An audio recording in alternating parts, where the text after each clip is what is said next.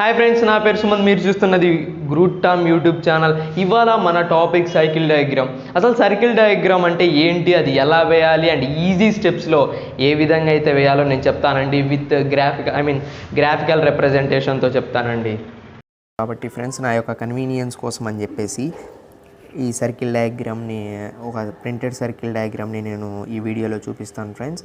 And ఈ వీడియోలో circle diagram ఏంటి అండ్ ఒక్కొక్క ఆల్ఫాబెట్స్ యొక్క ఇండికేషన్ ఏంటి అనేది ఈ వీడియోలో చెప్తాను ఫ్రెండ్స్.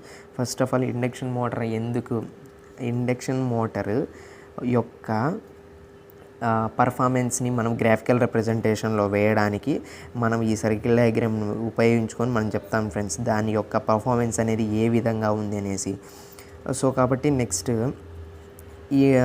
ఈ లెటర్స్ అనేవి ఎందుకు అని చెప్తాను ఫ్రెండ్స్. ఫస్ట్ ఆఫ్ ఆల్, ప్రొసీజర్లో మనకు వచ్చేసి ఒక X axis and Y axis మనం యొక్క అజంప్షన్ చేసుకునే దాని ప్రకారంగా వేసుకోవాలి. మన ఇష్టం వచ్చినట్టు వేసుకోవచ్చు ఫ్రెండ్స్. ఎక్స్ యాక్సిస్ లెంత్ పెట్టుకోవచ్చు అండ్ వై యాక్సిస్ ఎంతో కొంత లెంత్, అది గ్రాఫ్లో అయితే మనకు ఈజీగా అర్థమవుతుంది ఎక్కడెక్కడ పాయింట్స్ అనేసి. దాని తర్వాత వచ్చేసి ఒక ఎక్కడైతే X axis and Y axis meet అవుతుందో ఆ పాయింట్ దగ్గర నేను 0 పెట్టుకుంటున్నాను. అంటే ఇదేమో వై యాక్సిస్లో నేను వోల్టేజ్ తీసుకుంటున్నాను, ఇది వై యాక్సిస్, నా యొక్క వై యాక్సిస్. అండ్ ఇటు పక్క వచ్చేసి నా యొక్క ఎక్స్ యాక్సిస్, రెండు మీట్ అయ్యే పాయింట్స్ దగ్గర నేను 0 పెట్టుకుంటున్నాను. అండ్ దాని తర్వాత ఫస్ట్ పాయింట్ వచ్చేసి వోల్టేజ్ని క్యాలిక్యులేట్ చేయాలి. మన అజంప్షన్ చేసుకునే దాని ప్రకారంగా వోల్టేజ్ని క్యాలిక్యులేట్ చేయాలి. వోల్టేజ్ ఆల్రెడీ వాడిస్తాడు. నో వోల్టేజ్ క్వశ్చన్ చెప్పేటప్పుడు ఏమవుతుందంటే, క్వశ్చన్లో ఇచ్చేవాడు వోల్టేజ్ ఎంత ఉంటుంది, బ్లాక్డ్ రోటర్ వోల్టేజ్ ఎంత, నార్మల్ నో లోడ్ వోల్టేజ్ ఎంత, దాని యొక్క కరెంట్ ఎంత, దాని యొక్క వాటేజ్ పవర్ ఎంత అనేసి ఇస్తాడు ఫ్రెండ్స్. ఫస్ట్ ఆఫ్ ఆల్ మనం క్యాలిక్యులేట్ చేసుకోవాల్సింది 5 కొన్నిసార్లు 5 అంటారు, కొంతమంది θ0 అంటారు. అసలు ఈ 5 అంటే ఏంటంటే కనుక, ఇది కరెంట్ యొక్క యాంగిల్. కరెంట్ వోల్టేజ్ ఒక యాంగిల్ మనకు చెప్తుంది. ఫర్ ఎగ్జాంపుల్ కరెంట్ అనుకుంటున్నాను నేను 5SC అంటారు. అండ్ దెన్ 5 అంటే కనుక 5 అంటే యాంగిల్ అండ్ నాట్ అంటే నో లోడ్ వేయనప్పుడు యొక్క యాంగిల్. అండ్ 5SC షార్ట్ సర్క్యూట్ని మనం బ్లాక్డ్ రోటర్ టెస్ట్ అని కూడా అంటాము. సో కాబట్టి అప్పుడు ఎంత కరెంట్ వచ్చింది అనేది friends 5SC and 5 and then. So కాబట్టి ఫస్ట్ మనం క్యాలిక్యులేట్ చేసి మన యొక్క అజంప్షన్స్ ప్రకారంగా క్యాలిక్యులేట్ చేస్తే యాంగిల్ వస్తుంది ఈ 5 అనేది. సో కాబట్టి అండ్ లెంత్ మనం తీసుకోవచ్చు. ఒక length 1 centimetre equal to how many amps అని చెప్పేసి మనకి ఇష్టం వచ్చిన యాంప్స్, ఒక్కొక్కరు ఒక్కొక్క యాంప్స్ తీసుకుంటారు వాళ్ళ యొక్క పాసిబిలిటీని బట్టి, వాళ్ళ యొక్క కన్వీనియన్స్ని బట్టి. సో కాబట్టి 1 amp equal to 1 centimetre, 1 centimetre equal to 5 amps అలా తీసుకోవచ్చు ఫ్రెండ్స్. దాని తర్వాత నెక్స్ట్ ఈ యొక్క యాంప్స్ తీసుకున్న తర్వాత 0 నుండి ఏకి యాంగిల్ మనం క్యాలిక్యులేట్ చేస్తాము. అదేమో 5 యాంగిల్ వస్తుంది. అండ్ లెంత్ కూడా మనం అజంప్షన్ చేసుకున్న స్కేల్ని బట్టి గీయాలి ఫ్రెండ్స్. O నుండి ఏకి లైన్ గీస్తాము. ఎక్కడైతే ఏ పాయింట్ స్టాప్ అవుతుందో ఆ ఏ నుండి ఒక లైన్ ప్రొజెక్ట్ చేయాలి ఎక్స్ యాక్సిస్ వరకు. ఎక్స్ యాక్సిస్ ఎంతైతే ఎండ్ అవుతుందో ఆ ఎక్స్ యాక్సిస్ వరకు పూర్తిగా మనం లైన్ గీసుకోవాలి ఫ్రెండ్స్. దాని తర్వాత వచ్చేసి OB లైన్. ఆల్ఫాబెట్స్లో వరుసగా మనకు తెలిసిన ఆల్ఫాబెట్స్ని నేను ABCD దాని ప్రకారంగా నేను రిప్రజెంటేషన్ చేసి పెట్టుకుంటాను. ఎందుకంటే నా యొక్క ఈజీ కన్వీనియన్స్ కోసం. మీరు ఫర్ ఎగ్జాంపుల్ ఏ ప్లేస్లో పెట్టుకుంటారంటే పెట్టుకోవచ్చు, కానీ ఆన్సర్ లాస్ట్లో వచ్చేటప్పటికి కరెక్ట్ ఉండాలి. సో కాబట్టి ఇవి స్టాండర్డ్. ప్రతి ఒక్క సర్కిల్ డయాగ్రామ్లో వాడు స్టార్టింగ్ నుండి ఆల్ఫాబెట్స్ వాడతారు. కాబట్టి మన యొక్క ఈజీగా ఉండడానికి ఆల్ఫాబెట్స్ వాడతాను. O నుండి ఏకి లైన్ గీస్తాము అండ్ ఆ లైన్ని ప్రొజెక్ట్ చేస్తాము. OB లైన్ అనేది O నుండి Bకి. ఈ OB అనే లైన్ కూడా ఎక్కడ స్టాప్ అవుతుంది అని చెప్పి సేమ్ స్కేల్ ప్రకారంగా మనం క్యాలిక్యులేట్ చేయాలి. క్యాలిక్యులేట్ చేసిన తర్వాత OB లైన్ వస్తుంది. ఈ OB లైన్నే మనము ISC కరెంట్. ఈ OB లైన్ ఏం చెప్తుందంటే దాని యొక్క షార్ట్ సర్క్యూట్లో వచ్చినటువంటి కరెంట్ చెప్తుంది. అది ఎంత యాంగిల్ ఉంటుంది అనేది 5SC. ఆల్రెడీ 5SC చెప్పాను. ఈ 5SC వస్తుంది. ఆ యాంగిల్లో పెట్టేసి మనము ఈ OB నుండి ఈ డాటెడ్ లైన్స్తో పెట్టుకునింది OB లైన్ అనేది మనము గీసుకోవాలి ఫ్రెండ్స్. దాని తర్వాత ఈ ఓబీ అండ్ ఏబీ లైన్స్ వస్తుంది. అండ్ ఎప్పుడైతే ఓబీ లైన్ గీసిన తర్వాత ఏ అండ్ బి లైన్ అనేది జాయిన్ చేయాలి. బాగా చూస్తే కానీ ఇక్కడ జాయిన్ చేశాడు. ఆ లైనే, ఆ ఏబీ లైనే మన యొక్క అవుట్పుట్ లైను. అండ్ దెన్ దీని తర్వాత ఏబీ లైన్ ఎంత మెజర్ చేయాలి ఫ్రెండ్స్ స్కేల్తో, అది 10 సెంటీమీటర్స్, 15 సెంటీమీటర్స్, 20 ఎంతైనా కావచ్చు. ఫర్ ఎగ్జాంపుల్ అది నేను 10 సెంటీమీటర్స్ అనుకుంటే 10 సెంటీమీటర్స్లో హాఫ్ ఎంత, నాకు 5 సెంటీమీటర్స్. 5 సెంటీమీటర్స్ కాబట్టి 5 సెంటీమీటర్స్లో 5 కంటే ఎక్కువ అంటే above half of the part. So కాబట్టి 5 సెంటీమీటర్స్ కాబట్టి 5 కంటే ఎక్కువ. ఫర్ ఎగ్జాంపుల్ నేను 6 తీసుకుంటాను. మన యొక్క రౌండర్ని ఉపయోగించుకొని ఈ ఏ పాయింట్ నుండి రౌండర్ పెట్టేసి ఇక్కడ నుంచి ఒక ఆర్క్ అండ్ కింద పక్క సేమ్ ఇదే విధంగా ఇక్కడ ఒక ఆర్క్. సో నెక్స్ట్ సేమ్ అదే పాయింట్ పి దగ్గర నుంచి ఒక ఆర్క్ అండ్ ఇటు పక్క ఒక ఆర్క్. సో కాబట్టి ఈ పాయింట్స్ ఎక్కడైతే ఆర్క్ టచ్ అవుతుందో ఆ పాయింట్ లైన్ గీసుకోవాలి ఫ్రెండ్స్, డౌన్ వైపు అండ్ అప్ వైపు. ఈ పాయింట్ అండ్ ఈ పాయింట్ డాటెడ్ లైన్స్తో గీసుకోవాలి ఫ్రెండ్స్. ఏ లైన్లో ఎక్కడైతే ఈ బైసెక్ట్ చేసినటువంటి పాయింట్ టచ్ అవుతుందో ఆ పాయింట్ని నేను సి పాయింట్ అనుకుంటున్నాను ఫ్రెండ్స్ ఇక్కడ. దాని తర్వాత ఏ నుండి సికి ఒక క్యాల్కులేట్ చేయాలి. ఫర్ ఎగ్జాంపుల్ అది ఒక 6 వచ్చింది అనుకోండి, 6 సెంటీమీటర్స్. రౌండర్ని పెట్టేసి ఇక్కడ నుండి ఇక్కడికి రౌండర్ పెట్టేసి ఒక ఆర్క్ గీసుకోవాలి.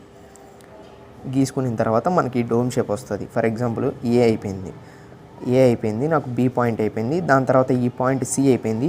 ఎక్కడైతే ఈ సర్కిల్ డయాగ్రాము నాకు క్లోజ్ అవుతుందో ఆ పాయింట్ని నేను డి అనుకుంటున్నాను. దాని తర్వాత డి పాయింట్ అయిపోతుంది ఫ్రెండ్స్. దాని తర్వాత వచ్చేసి ఇక్కడ నుండి ఇది ఒక బి పాయింట్ నుంచి ఒక లైన్ కిందికి వేసుకోవాలి. ఈ కిందికి వేసుకున్న తర్వాత ఈ పార్ట్ బాగా చూస్తే కన్నా బి నుండి ఈకి కొన్ని క్వశ్చన్స్లో ఏముంటుందంటే డి ఈజ్ ఈక్వల్ టు అంటే సింపుల్గా BE is equal to EF అంటే ఇక్కడ నుండి ఇక్కడికి ఎంతైతే లెంత్ ఉంటుందో దాన్ని మనం రోటార్ కాపర్ లాస్ అంటాము. అండ్ ఈ నుండి ఎఫ్కి అనేది మనం స్టేటర్ కాపర్ లాసెస్. బి నుండి ఈకి రోటర్ కాపర్ లాసెస్ అండ్ ఈ నుండి ఎఫ్కి స్టేటర్ కాపర్ లాస్. క్వశ్చన్స్కి ఏముంటుందంటే rotor copper loss is equal to the stator copper loss. కొన్ని క్వశ్చన్స్కి it is not equal to the rotor copper loss and stator copper losses అని ఉంటుంది friends. Rotor copper losses is not equal to the stator copper losses అని ఉంటుంది. దాని తర్వాత ఈ F నుండి అంటే ఈ పాయింట్ నాకు ఎఫ్ కాబట్టి ఎఫ్ నుండి జీకి ఉన్నటువంటి మధ్యలో గ్యాప్ అది నా ఫిక్స్డ్ లాసెస్ అంటాం దాన్ని. ఫిక్స్డ్ లాసెస్ ఏవైతే కాన్స్టెంట్ లాసెస్ ఉంటాయో అంటే హిస్టెరిసిస్ లాసెస్, హెడ్డీ కరెంట్ లాసెస్, కొన్ని కోర్ లాసెస్ ఆ యొక్క లోపల రోటర్లో కొన్ని కాన్స్టెంట్ లాసెస్ ఉంటాయి కాబట్టి అవి నా యొక్క కాన్స్టెంట్ లాసెస్ ఏంది ఎఫ్ నుండి జీకి. అండ్ దెన్ దాని తర్వాత ఒక పాయింట్ ఏ నుండి పాయింట్ ఫర్ ఎగ్జాంపుల్ ఇది 7 ఉందనుకోండి, 7లో హాఫ్ ఆఫ్ ద పాయింట్ 3.5 కాబట్టి 3.5కి ఒక పాయింట్ గీసుకోవాలి అండ్ ఈ అనే దాన్ని ఇండికేట్ చేయాలి. 3.5 పైన అండ్ 3.5 కింద ఇక్కడ నుండి ఇక్కడ వరకు. సో కాబట్టి ఫ్రెండ్స్ అది మనం క్యాల్కులేట్ చేయాలి. క్యాల్కులేట్ చేసిన తర్వాత సపరేట్ చేయాలి. ఇదేమో రోటర్ కాపర్ లాసెస్ అండ్ ఇదేమో స్టేటర్ కాపర్ లాసెస్. దీని స్టెప్ అయిపోయిన తర్వాత ఈ ఏ నుండి ఈకి ఈ లైన్ చూసారా, ఏ నుండి ఈకి ఇదేమో టార్క్ లైన్ అంటాం మనం. ఏ నుండి ఈకి మన యొక్క torque line friends, torque line. ఇది వచ్చేసి ఇన్పుట్ వాల్యూస్ అండ్ దెన్ దీని యొక్క అవుట్పుట్ వాల్యూస్ ఎంత. ఫస్ట్ ఫర్ ఎగ్జాంపుల్ ఇవి అవుట్పుట్ వాల్యూస్ అనుకుందాం ఫ్రెండ్స్. మనము నెక్స్ట్ చెప్పేది input values. For example output నాకు ఇవన్నీ నో లోడ్లో వచ్చింది. ఒకవేళ లోడ్ వేస్తే నాకు అప్పుడు ఎంత వస్తుంది అని చెప్పేది వచ్చేసి ఈ వాల్యూస్. ఫర్ ఎగ్జాంపుల్ సర్కిల్ డయాగ్రామ్లో బాగా చూస్తే కానీ ఫ్రెండ్స్, సర్కిల్ డయాగ్రామ్లో లేకపోతే కన్నా ఇంకా సింపుల్గా చెప్తాను ఫ్రెండ్స్. ఫస్ట్ వచ్చేసి నాకు అవుట్పుట్ లైన్ వస్తుంది కదా, ఈ అవుట్పుట్ లైన్ని మన యొక్క స్కేల్తో పైకి ప్రొజెక్ట్ చేస్తాను ఫ్రెండ్స్. ఫర్ ఎగ్జాంపుల్ ఇక్కడ నుండి ఇక్కడ నుంచి అంటే ఏబి యొక్క లైన్నే మనం అవుట్పుట్ లైన్ అన్నాము. ఈ ఏబి లైన్ని పైకి అట్లే స్ట్రైట్గా ప్రొజెక్ట్ చేస్తే కన్నా పైకి అలానే ప్రొజెక్ట్ చేస్తే కన్నా సర్కిల్ డయాగ్రామ్లో నాకు ఒక పాయింట్ ఎక్కడో చోట సర్కిల్ డయాగ్రామ్లో ఫర్ ఎగ్జాంపుల్ పైకి తీసుకొని వస్తే ఇక్కడ ఒక పాయింట్ టచ్ అవుతుంది. ఆ point parallel to AE. Simple చెప్పాలంటే కన్నా ఈ లైన్ అవుట్పుట్ లైన్ ఏబీ. మనకు ఏబీకి స్ట్రైట్ తెస్తే మ్యాక్సిమం అవుట్పుట్ మనకి ఇక్కడ వస్తుంది. ఇక్కడ ఈ బి నుండి కొంతమంది ఎల్ అనుకుంటారు, ఇక్కడ ఈ పాయింట్ని కొంతమంది హెచ్ అనుకుంటారు. నేను ఫర్ ఎగ్జాంపుల్ హెచ్ అనుకుంటాను. సో కాబట్టి ఈ హెచ్ అనే పాయింట్ అలానే పైకి తెస్తే ఎక్కడో చోట టచ్ అవుతుంది. ఈ లెంత్ మనం క్యాలిక్యులేట్ చేయాలి ఫ్రెండ్స్ ముందే. దీన్నే మనం ఫుల్ లోడ్ అవుట్పుట్ అంటే లోడ్ వేసిన తర్వాత వచ్చినటువంటి అవుట్పుట్ మనకు చెప్తుంది. సో కాబట్టి ఎక్కడో చోట ఒక పాయింట్ పెడతాము. ఇలానే ఈ అవుట్పుట్ లైన్కి పైకి వస్తానే ఒక పాయింట్ దగ్గర మనకి ఈ పాయింట్ టచ్ అవుతుంది. అండ్ అది సర్కిల్ డయాగ్రామ్ని కట్ చేస్తూ అప్ టు ఈ పాయింట్ అంటే ఈ స్టార్టింగ్ యొక్క సర్కిల్ డయాగ్రామ్ని తీసుకొని రావాలి ఫ్రెండ్స్. అప్పుడు ఏమవుతుందంటే ఈ పాయింట్ పి దగ్గర టచ్ అవుతుంది. ఈ పాయింట్ పి దగ్గర నుంచి ఒక లైన్ ఎక్స్ యాక్సిస్కి టచ్ అయ్యేటట్టు కిందికి గీసుకోవాలి. అండ్ దాని తర్వాత టార్క్ లైన్ ఉంది కదా ఫ్రెండ్స్, మ్యాక్సిమం టార్క్ ఎలా క్యాలిక్యులేట్ చేయాలి ఇందులో అంటే కనుక మ్యాక్సిమం టార్క్ వచ్చేసి ఈ లైన్ మనకు టార్క్ లైన్. ఇది టార్క్ లైన్ మామూలుగా లోడ్ వేయినప్పుడు ఫర్ ఎగ్జాంపుల్ ఇది ఒక టార్క్ లైన్ అనుకుంటే కనుక సేమ్ టార్క్ లైన్ని పైకి తీసుకెళ్తే కనుక ప్యారలల్ టు ఏ ఎక్కడో ఒక చోట సర్కిల్ డయాగ్రామ్లో టచ్ అవుతుంది. ఆ పాయింట్ దగ్గర మనం డాట్ పెట్టుకొని ఇక్కడ నుండి ఇక్కడ వరకు ఆ పాయింట్నే నేను ఆర్ అనుకుంటున్నాను. ఇక్కడ వీడి ప్రకారంగా సర్కిల్ డయాగ్రామ్లో టార్క్ లైన్ని స్ట్రైట్గా తెస్తే ఎక్కడో చోట టచ్ అవుతుంది. ఆ లైన్ని కిందికి ప్రొజెక్ట్ చేయాలి. ఇది అప్ టు ఎక్కడి వరకు టార్క్ లైన్ వరకు ప్రొజెక్ట్ చేస్తే కనుక ఇక్కడేమో ఆరు అండ్ దాని తర్వాత ఎస్. ఇది వచ్చేసి నా యొక్క మ్యాక్సిమం ఆర్ఎస్ అనేది నా యొక్క maximum output torque line. So కాబట్టి దాని తర్వాత నెక్స్ట్ పి నుండి కిందికి ఇది వచ్చేసి నా ఇన్పుట్ వాల్యూ. పి నుండి మనకు లైన్స్ అనేవి కొన్ని ఈ లైన్స్తో ఇంటరాక్ట్ అవుతాయి. నా యొక్క పీ లైన్ అనేది అవుట్పుట్ లైన్కి, టార్క్ లైన్కి అండ్ ఓఏ లైన్ అంటే నో లోడ్ యొక్క కరెంట్ లైన్కి టచ్ అవుతుంది. యాజ్ వెల్ యాజ్ నా యొక్క ఎక్స్ యాక్సిస్ లైన్కి కూడా టచ్ అవుతుంది, ఏదైతే నేను చెప్పినటువంటి పాయింట్ పీ లైన్.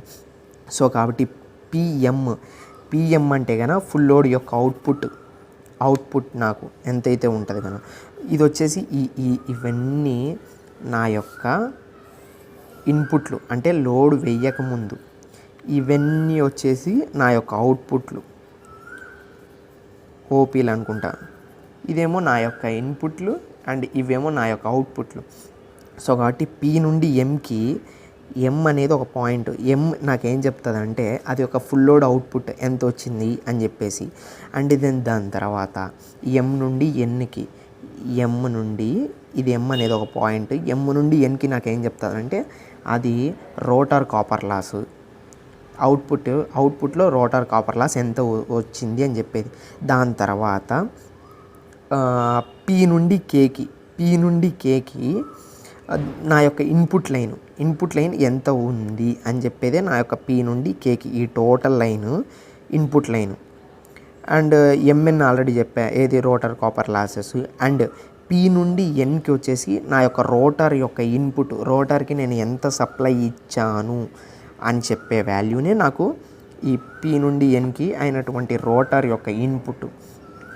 దాని తర్వాత ఈ పి నుండి కేకి లైన్ గీసిన తర్వాత ఈ వాల్యూస్ అనేవి నోట్ చేసుకోవాలి ఫ్రెండ్స్. దాని తర్వాత ఓ నుండి పీకి మనం ఒక లైన్ సింపుల్గా జాయిన్ చేసుకున్న తర్వాత ఇంకా మిగతా క్యాలిక్యులేషన్స్ అనేవి మనకు చేయాలి ఫ్రెండ్స్. ఇది ఒక్కొక్క పాయింట్ యొక్క బ్రీఫ్ ఎక్స్ప్లెనేషన్ ఫ్రెండ్స్. ఈ విధంగా మనం స్టెప్ బై స్టెప్ అనేసి మనం క్యాలిక్యులేట్ చేసుకోవాలి. సో కాబట్టి ఇది ఫ్రెండ్స్. ఒకవేళ మనకు అవుట్పుట్ లైన్ ఏదన్నా తెలియకపోతే కానీ అవుట్పుట్ లైన్ ఇక్కడ కదా, సేమ్ ఇదే విధంగా పైకి తెస్తూ కట్ చేయాలి. సో కాబట్టి ఇది friends output line and input line and stator copper losses, rotor copper losses, indication. So కాబట్టి ఇది సర్కిల్ డయాగ్రామ్ యొక్క బ్రీఫ్ ఎక్స్ప్లెనేషను. నచ్చితే లైక్ చేయండి, షేర్ చేయండి, సబ్స్క్రైబ్ చేయండి. అండ్ నెక్స్ట్ పార్ట్లో వచ్చేసి నేను ఒక సర్కిల్ డయాగ్రామ్ని ఎలా సింపుల్గా వెయ్యాలి అనేది విత్ డెమోతో నేను వేసి చూపిస్తాను friends. So thank you for watching.